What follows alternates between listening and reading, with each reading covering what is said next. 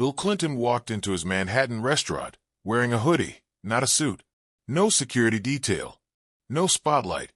Just a man looking for the truth in a place built on his name. What he heard in the back hallway, a server crying, was the first crack in the polished glass. And he knew something was deeply wrong. It was supposed to be a routine walkthrough. Quiet. Anonymous. A Friday night rush cloaking everything in candlelight, chatter, and Chardonnay. Lux, the flagship restaurant of Clinton's boutique dining empire, looked flawless on the surface. Elegant table settings. Perfectly seared steaks. A hum of New York sophistication. But Bill Clinton hadn't come for the filet mignon. He'd come for something harder to taste, honesty. He moved through the crowd like a ghost, baseball cap pulled low, hoodie zipped up, jeans faded just enough to whisper nobody important. At the bar, he sat alone, eyes scanning everything. The flow of the staff, the mood behind the smiles, the details most owners missed. Then he heard it, a sound that didn't belong. Behind the buzz of wine glasses and jazz, a muffled sob leaked from a narrow hallway near the kitchen. Clinton stiffened. The noise was faint, broken, like someone crying into their own sleeve, trying not to be heard, but desperate for someone to listen. He rose without a word and made his way toward the hallway, careful not to draw attention.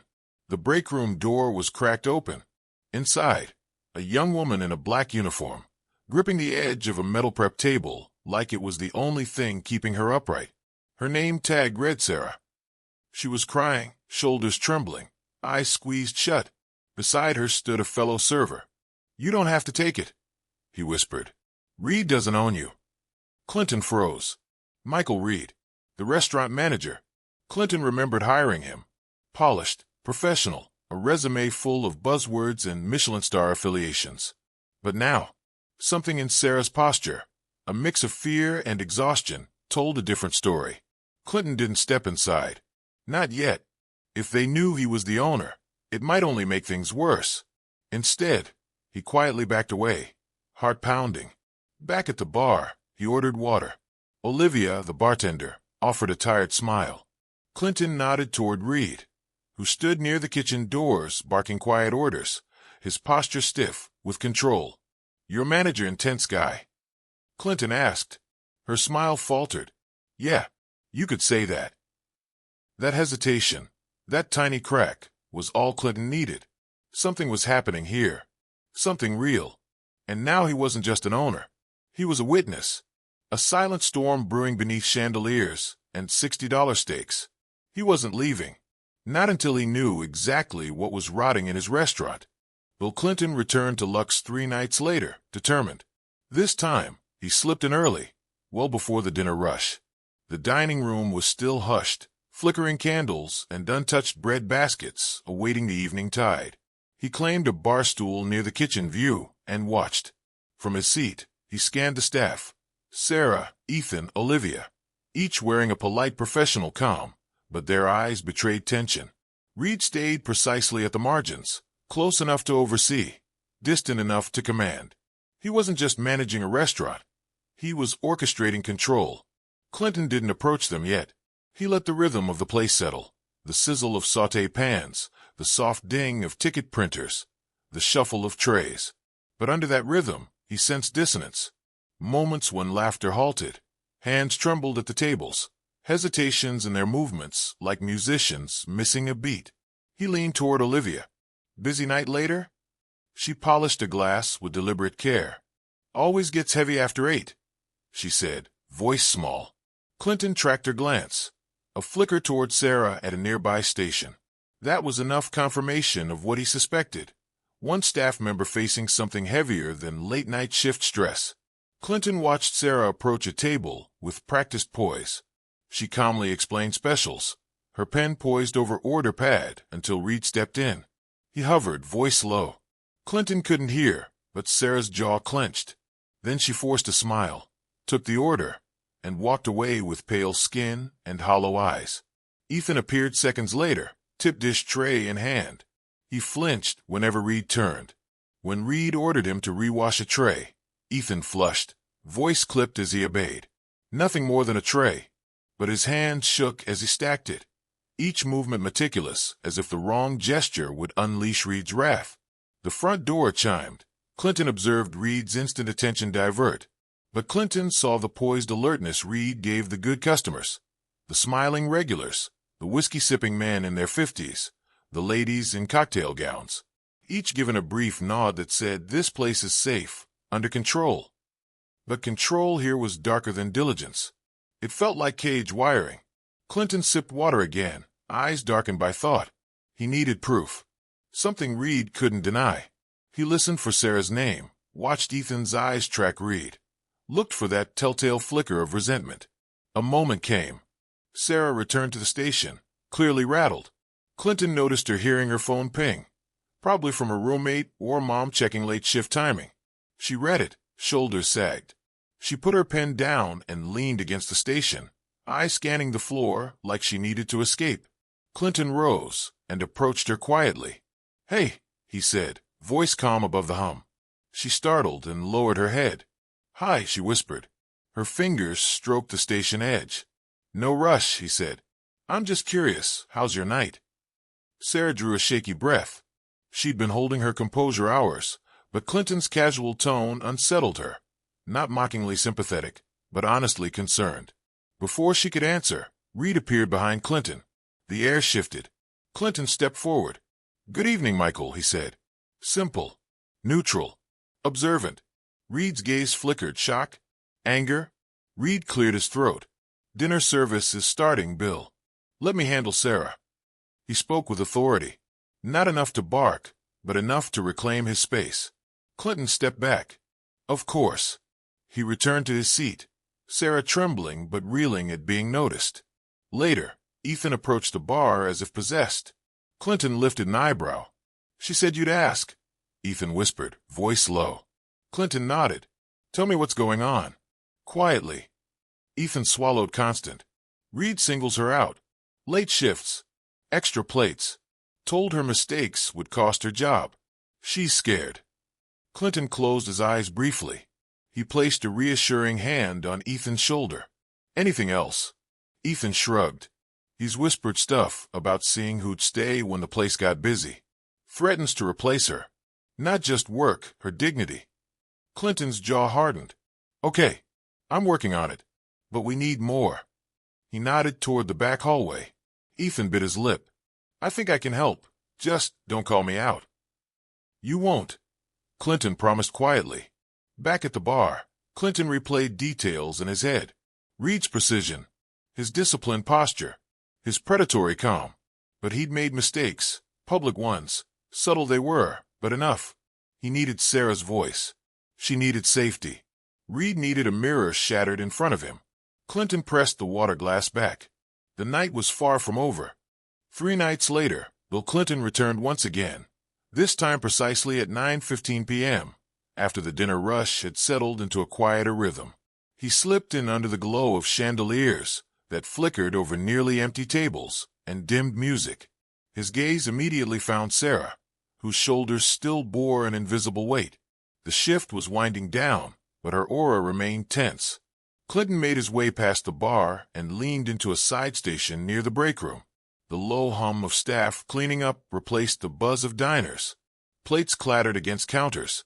Silverware was wiped and stacked, and the exhaustion in the air was palpable. Olivia and Ethan worked silently, casting anxious glances toward the closed breakroom door. He activated his hidden recorder and approached Ethan, who was polishing glassware nervously. "Ethan," Clinton whispered, "we need that confirmation." Ethan's eyes flicked to the bar door. It had been closed since last shift. He nodded once, defeated, resigned. Clinton laid a soft hand on Ethan's arm. "Let's check that hallway." They moved in tandem toward the break room. Clinton gave a discreet nod to Olivia, who stood nearby watching, her posture stiff, but expecting leadership. Sarah emerged from the break room, arms full of trays, her uniform disheveled and hair falling into her eyes.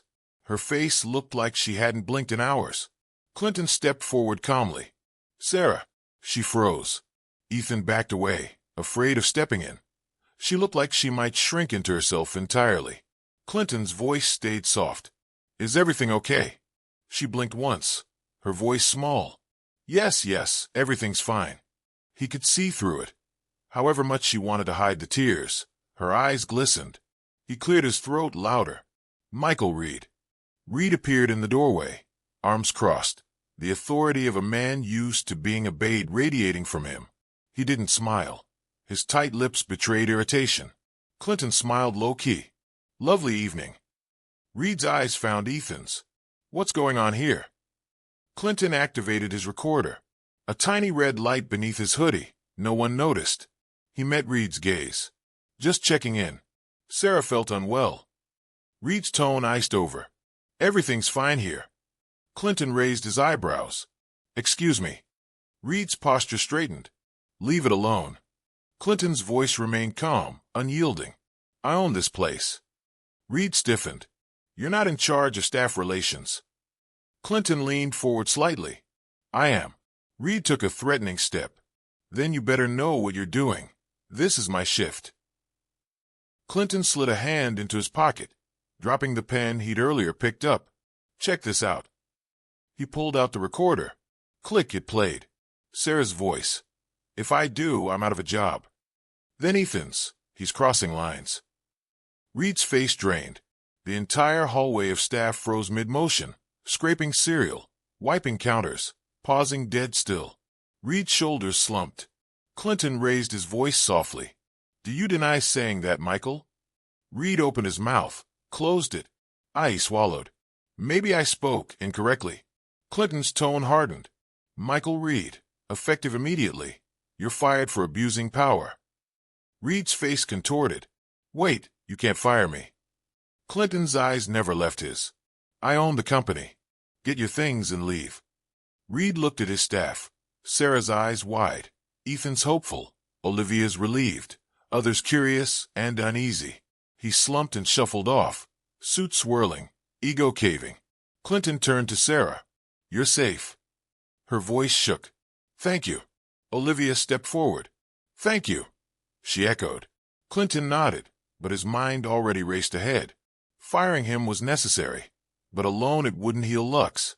It couldn't protect the others from the same fear. He set aside the recorder and raised his voice. Dinner's over, everyone. Thank you for your hard work. But I want to say something. The staff gathered outside the break room, tired and overwhelmed but attentive.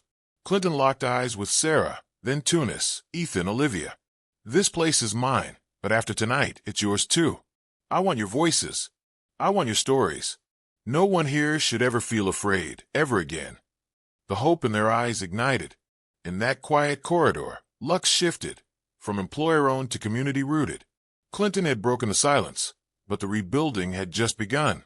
Bill Clinton stood in the dimly lit hallway of Lux's service corridor, the digital recorder warm in his pocket, its red light blinking softly like a quiet heartbeat. Every second ticking was another inch closer to the truth. The confrontation was inevitable now. He'd seen enough, heard enough, and tonight there would be no retreat. Sarah's voice echoed in his mind, brittle with fear. If I say anything, I'll lose everything. Ethan's narrowed gaze, the tremble in Olivia's hands, all pointed to one name, Michael Reed. Clinton adjusted his hoodie and stepped back into the dining room, which pulsed with controlled elegance. But he no longer saw wine glasses or glowing sconces. He saw fractures, power used like a leash, silence worn like armor. He had built this place to elevate people, not break them. He approached the bar again and leaned close to Olivia. You still have that courage from the other night? He asked quietly. She glanced around, then gave a subtle nod. Because we're ending this. Now. She blinked. You're really the owner, aren't you? Clinton nodded once. Without waiting, he crossed the floor toward the front. Reed stood near the host's stand, whispering sharply to a young hostess who flinched under his words. Michael, Clinton called. Reed turned, eyes narrowing. Sir, this isn't. I'm the owner, Clinton interrupted.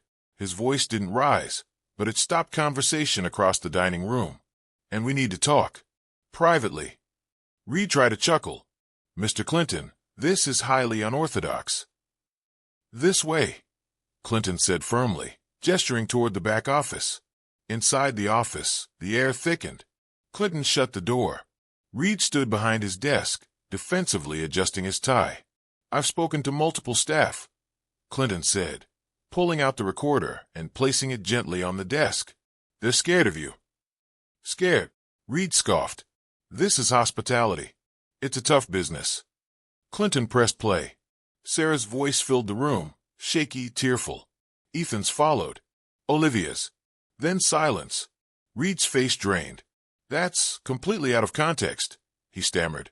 "I've built companies, handled presidents, been under fire. Do you really think you're the first man to hide behind power?"